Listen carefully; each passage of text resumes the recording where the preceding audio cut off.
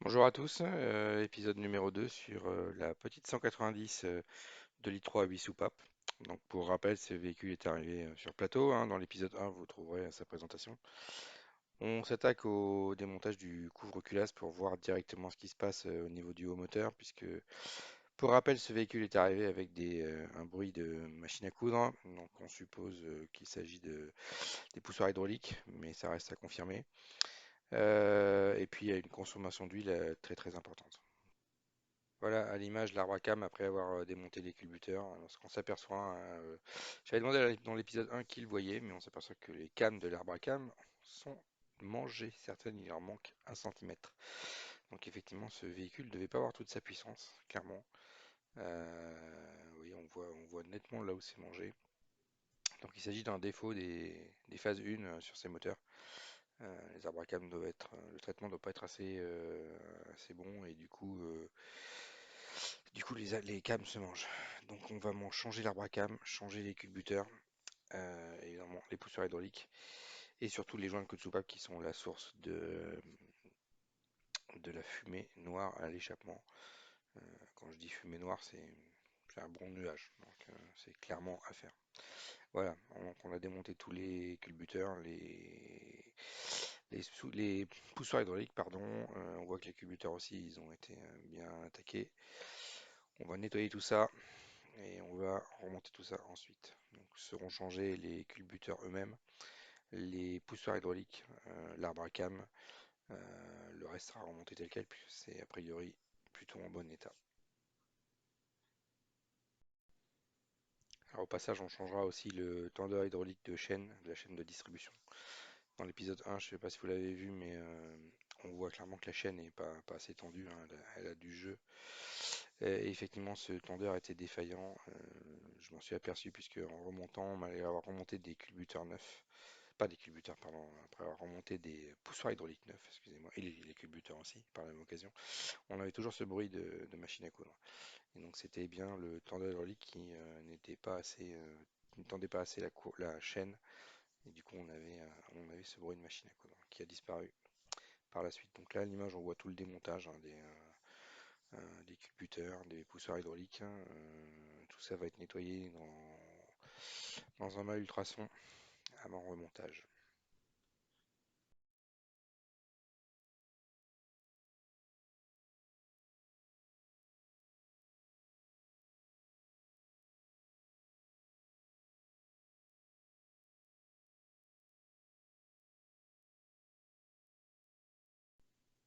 Voilà, l'ancien arbre à cam, hein, on voit clairement l'usure. On va le laisser en place le temps de faire ce qu'on a à faire sur le moteur et on mettra le nouveau juste après pour pas abîmer le nouvel arbre à cam. Voilà, ici on voit, hein, carrément 5 mm d'usure, hein, sur le haut des cams. Elles ne devaient pas toutes s'ouvrir correctement, les soupapes, c'est à peu près clair. Euh, voilà, c'est qui arrive le nouvel arbre à cam, hein, on peut comparer les uns à côté de l'autre et on voit clairement la différence entre les deux. On espère que le nouveau a reçu un traitement de surface correct pour pas s'user aussi vite que le premier. Donc ce qui sera monté après, on va d'abord passer par l'étape changement des joints de queue de soupape avant de changer cet arbre à cam.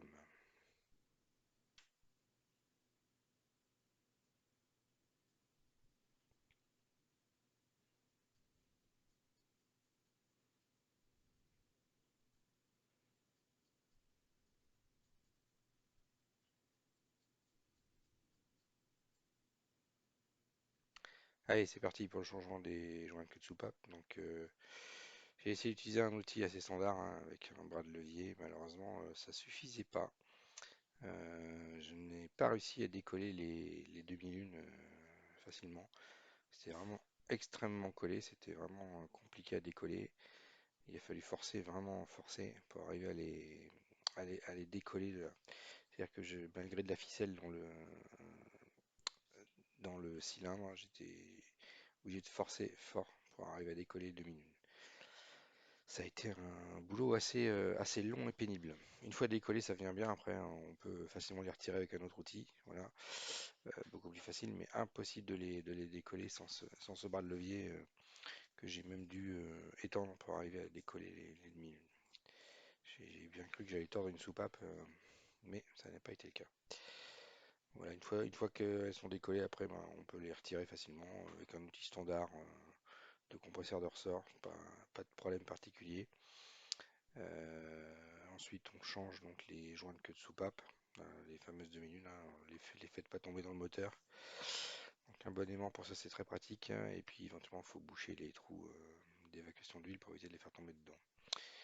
Là, effectivement, la ficelle que j'ai utilisée pour bourrer le cylindre pour pouvoir appuyer mes soupapes dessus. Donc on rentre, on met le cylindre au point en haut et on peut remplir de ficelle. Voilà les ressorts une fois extraits. Donc avec l'outil de compression classique. Et là, lancer un joint de queue de soupape.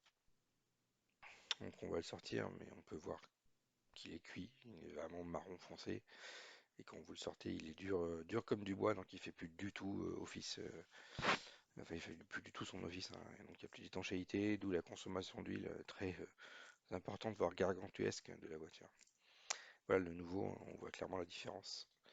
Il est beaucoup plus souple au toucher et sa couleur est normale. Les fameuses demi-lunes que j'ai eu beaucoup de mal à retirer, elles étaient vraiment collées, je sais pas pourquoi.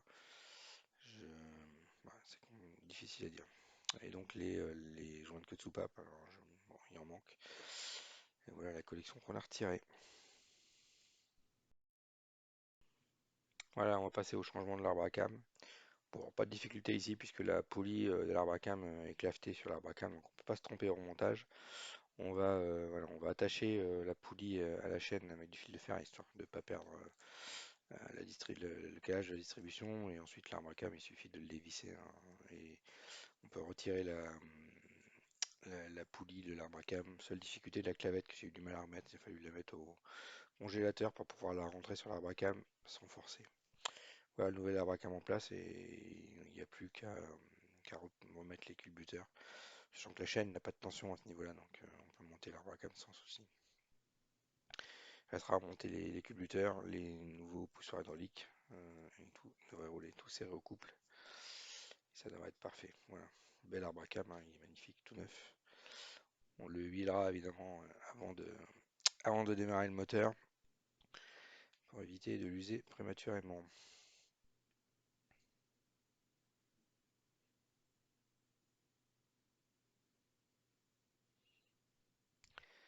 Les nouveaux culbuteurs, donc à gauche le nouveau, à droite l'ancien, on voit clairement l'usure, hein.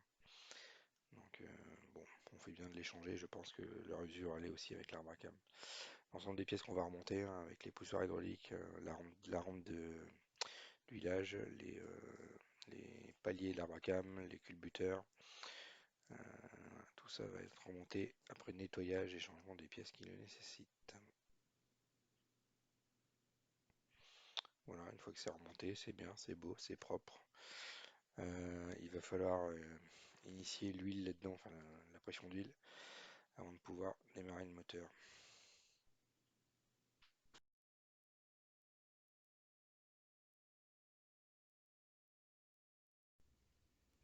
Alors rassurez-vous, avant de faire ça, hein, j'ai fait tourner le moteur à vide, sans allumage et sans injection. Pour faire monter la pression d'huile partout, on avait bien badigeonné l'arbre à cam et tous les culbuteurs. On a bien fait monter la pression d'huile, vérifier qu'elle montait correctement avant de démarrer le moteur et de faire ça.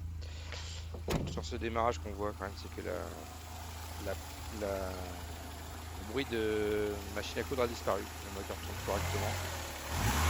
On a plus de problème. C'est ce qu'on cherchait à avoir.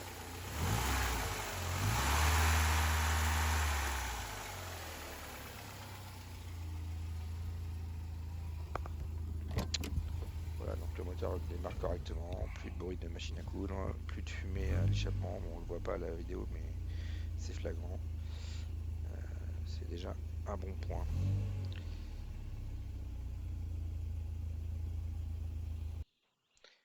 Voilà, c'est déjà bien parti pour cette voiture. Ce qu'on verra, je pense, dans les derniers épisodes que je ferai bientôt, c'est qu'on va devoir intervenir sur ce moteur parce qu'il y a malgré tout encore des problèmes sur le haut moteur. Il faudra qu'on réintervienne. Mais on verra ça dans un autre épisode. Pour le moment, le véhicule roule et c'est le principal.